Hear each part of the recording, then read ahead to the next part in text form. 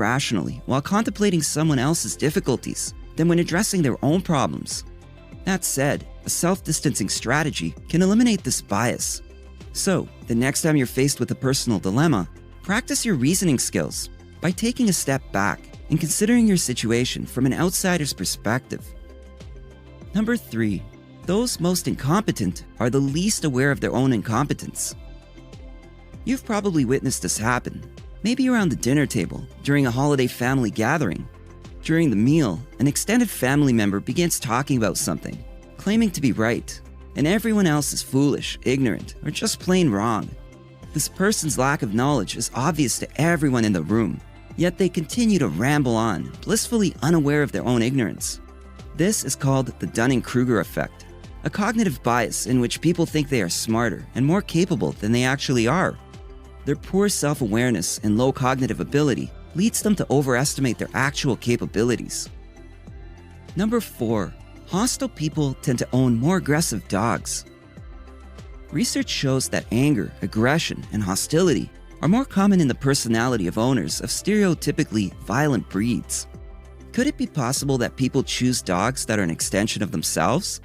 We typically select friends and partners with similar interests and tendencies, so why not pets?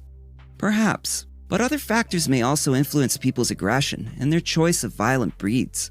For instance, those who are socially isolated, have fewer visitors, or live in high-crime neighborhoods are more likely to be under chronic stress, possibly making them more aggressive, and thus, they would be more inclined to pick a guard dog, such as a Rottweiler or Pit Bull.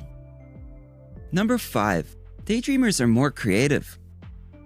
Do you tend to get in trouble for daydreaming in class or during a meeting at work?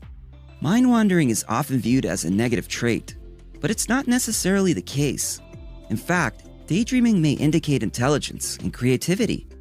According to research, high measured intelligence and creativity go hand in hand with high levels of mind wandering. What's more, frequent daydreamers not only tend to score higher on IQ tests, but their brains also appear to be more efficient. Yes, some people have more efficient brains than others, which translates into an increased capacity to think. And as a result, their brains may wander when performing easy tasks. They can zone in and out of discussions or tasks when appropriate, then seamlessly tune back in without losing crucial details or steps. Number 6. Rejection literally hurts you. Have you ever felt like you got punched in the stomach after being rejected by someone? Why is that? Well, apparently, that's how our minds are wired to respond. Turns out, the same parts of our brains get activated when we experience rejection as when we experience physical pain. That's why even small rejections hurt more than they should, as they elicit literal, though emotional, pain. Number 7.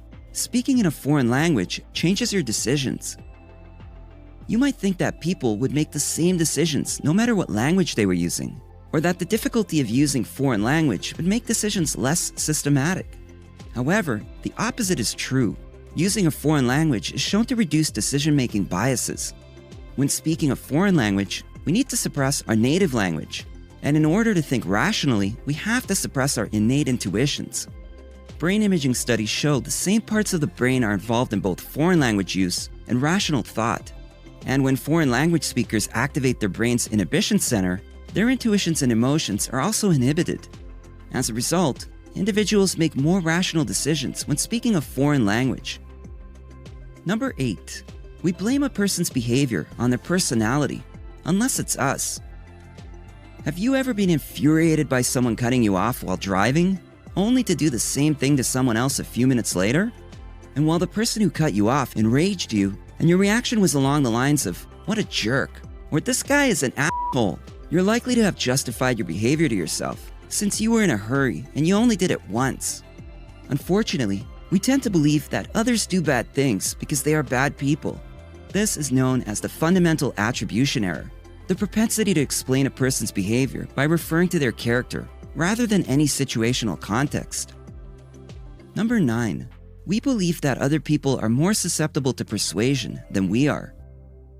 We seem to be more aware of how advertising affects other people than we are of how it affects us, and this is referred to as the third-person effect. People can see how an advertisement or a persuasive message affects their peers, but not how it affects them. Further, they are more inclined to deny its influence. And it's even worse when it's an ad for something they have little interest in. You may not realize it, but the mass media messages you are subjected to regularly subconsciously affect your mood, desires, and even attitude. Number 10. Dopamine makes you addicted to seeking information. Have you ever found yourself scrolling through your social media feed for hours on end? It all comes down to the dopamine-seeking reward loop. Dopamine is known as the pleasure chemical because it causes you to seek enjoyment in pleasurable activities such as eating, sex, drugs, and so on. But dopamine also makes you become curious and seek information.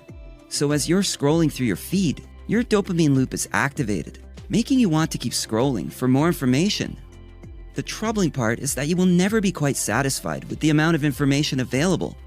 You'll probably keep scrolling until something interrupts you. Number 11. Regularly helping others can help you live longer. Volunteering your time, money, or energy to assist others is beneficial to the world and yourself. Giving back to the community has been shown to boost happiness, health, and sense of well-being. Regularly volunteering can help manage stress and ward off sickness, while also increasing your sense of fulfillment in life. This might be due to the fact that volunteering reduces loneliness and improves our social lives. Moreover, psychologists have found that those who volunteer frequently tend to live longer than those who don't participate in such activities. Now, even though these facts are fascinating and reveal a lot about human nature, keep in mind that most of them were discovered after conducting research with small groups of people. Nevertheless, they do provide a fantastic way to raise questions and begin digging into the mysterious world of psychological research. If you enjoyed this video, give it a thumbs up and share it with your friends so we can keep making them. For more videos like this, hit the subscribe button.